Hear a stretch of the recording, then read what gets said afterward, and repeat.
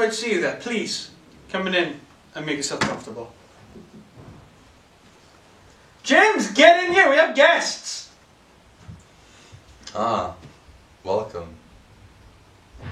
Hi, welcome to Nerdsburg. Coming up on today's show, Oliver teaches us non-intellectuals about the wonderful world of retro gaming. then we go to Dan with top 5 new releases. And finally, Ben, with the best video game soundtracks from 2014 onwards. Surprise! It's time for a new game. Whoa, a new game. This game was developed by 4A Game. The franchise all started with Metro 2033 and Metro Last Light. Now Metro Exodus has been created. This is the latest installment to the Metro series.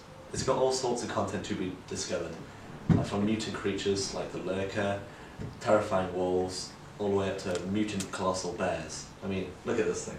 The forest vote comes first. The court will decide if we kill.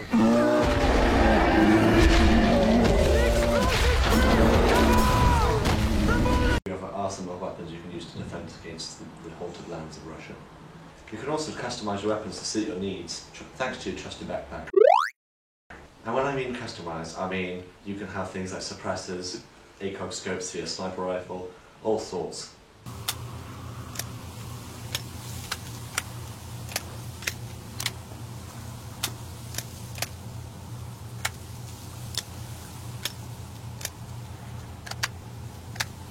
You play as Artyom in the vast nuclear wastelands of Russia, and in these vast lands you have the opportunity to take choices that can turn to your favour or to your demise.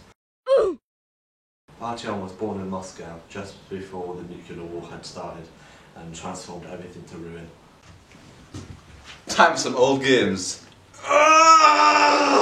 Nostalgia. Hello and welcome to Retro Gaming. We're here to teach you of the games of the past and why someone such as yourself, you're looking quite beautiful today, might enjoy them. Now, what is classified as a retro game? What we've decided on is any game from the 1970s to the 1990s. For example, Super Mario Bros. Or Banjo-Kazooie. Anything from that time period.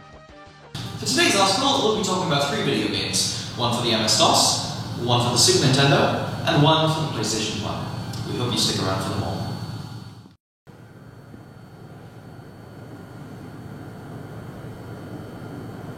Get a load of this, silly Billy.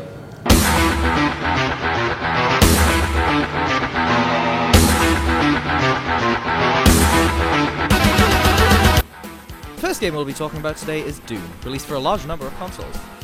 id Software began development on Doom in November of 1992, releasing the game on the 10th of December 1993, with 3 episodes, the first, Knee Deep in the Dead, being free to the public as shareware. The other 2 episodes cost £30, which in all fairness was worth the price considering how successful the game was. Doom's popularity became a huge problem to schools, universities, and even workplaces as it became a huge distraction to anyone who played the game, and employees at id Software weren't immune to Doom's effects either. Lead designer John Romero had spent a week locked in his office doing nothing but playing Doom. John Carmack, founder of id Software, took an axe to Romero's office door to get him to stop playing the game and to get some work done. The pieces of Romero's office door remained on the floor for weeks to serve as a reminder of what will happen to employees if gotten distracted by Doom. Today, if you asked anyone if they were more familiar with Microsoft Windows or Doom, the majority of people would most definitely reply with Microsoft Windows. In fact, Doom's popularity didn't go unnoticed. Bill Gates was so impressed by this that he considered trying to buy id Software. However, the buyout never took place. Instead, Bill Gates wanted to make a Windows port of Doom, to which id Software happily agreed to. And you'll never guess who worked on the Windows port of Doom. That's right, it was Lord Galen himself. Praise the Lord! Oh, praise the Lord!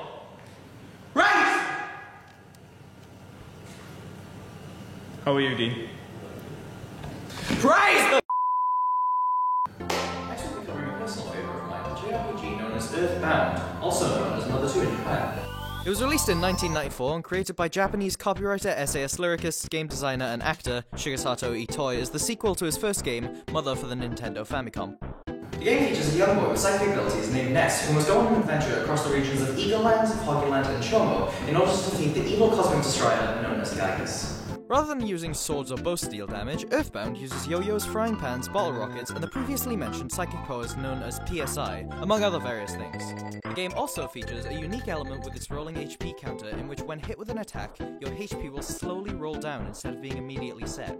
This means if you're hit with a move that would ordinarily kill you, if you heal or finish the battle before the counter hits 0, the counter will stop and you will be completely fine. Though Earthbound is considered an obscure game by many, those who play it often find themselves falling in love with the franchise, as despite the series' 13-year absence, the Earthbound community is still strong to this day, with many creators even taking influence from it and creating their own games, such as Lisa and Undertale. Close change. Don't worry about that. It's Gucci. And finally, we have Twisted Metal. Released in 1995, Twisted Metal is a game made by Singletech, which was sadly closed in 2000, and published by Sony for the PlayStation and PC. The game is about clowns competing against each other in order to win a tournament called Twisted Metal, run by a man named Calypso in order to win the prize of anything they want without limit. Twisted Metal is focused on the fast-paced action within the gameplay rather than story. You can tell it's more for multiplayer with the wide variety of cars, characters, playstyles, and maps. The game also takes place on Christmas Eve. That has been it for the Retro Article. Hope you all enjoyed. If you didn't, then it's really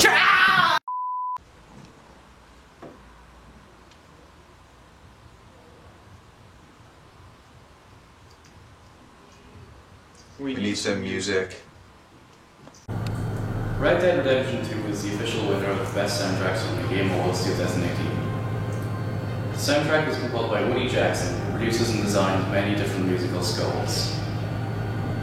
The game is an action-adventure western game created by Rockstar Games, and in the game, he plays a gang member from the Vendor League who are forced to flee from a robbery gone bad. He must fight, rob, and steal your way around the Americas in order to survive.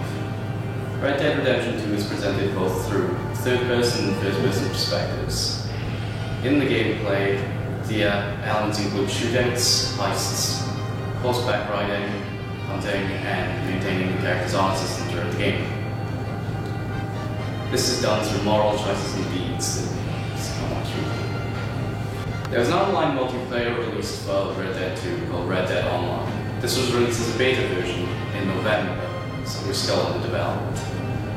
The game broke several records and had the biggest launch in entertainment history.